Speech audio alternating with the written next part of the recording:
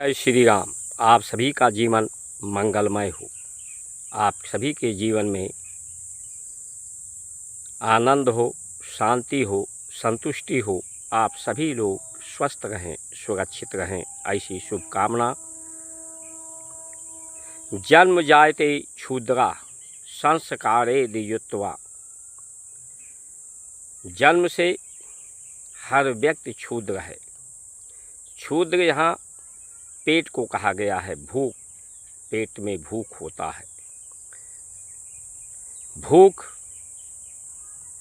से ही सब पीड़ा होती है। अगर भूख असंतुलित हो जाए, असंयमित हो जाए, जो लोग भूख के पीड़ा से ही, भूख की भरपाई या पूर्ति करने में ही, क्योंकि भूख से शक्ति भी, ऊर्जा भी प्राप्त होती है, कर्म की गति भी प्राप्त होती है, और भूख से इंद्रियों की भी भूख बढ़ती है। लेकिन ये भूख परमात्मा को प्रकट करने के लिए है। प्रसन्नता, आनंद को, सच्चिदानंद को प्रकट करने के लिए है। भूख ना हो तो भेंट ना हो।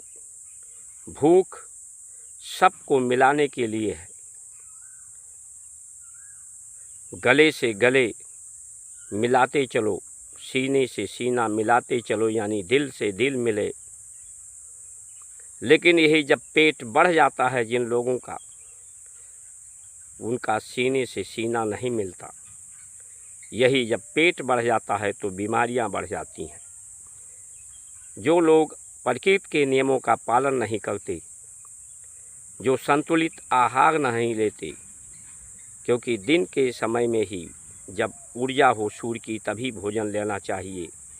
रात्रि जो होती है शांति का, वो भोजन को पचाने के लिए होती है। लेकिन लोग आज अंधाधुंध भाग दौड़ में, साधन सुविधा के खोज में प्रकृति के नियमों का पालन नहीं कर रहे, और भूख उनके लिए पीड़ा, संकट और दुख और ताप को बढ़ाने वाला है।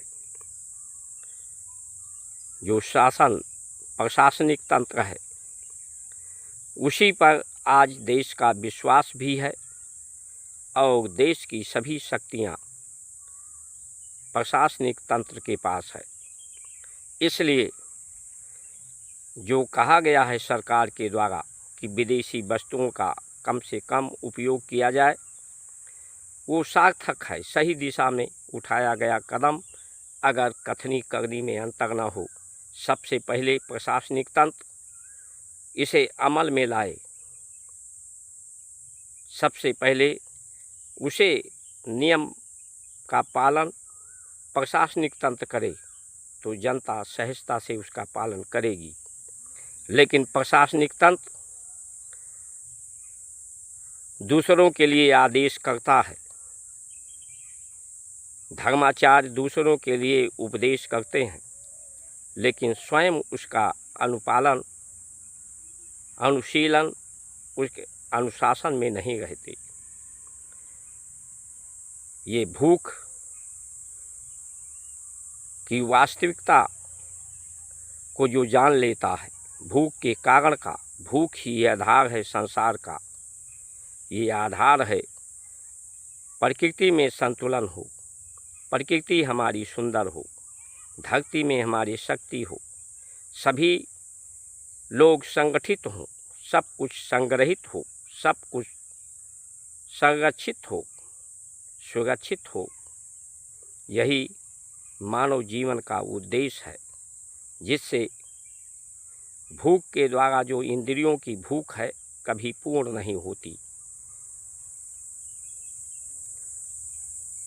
इंद्रियों की भूख शांति है से पूर्ण होती है।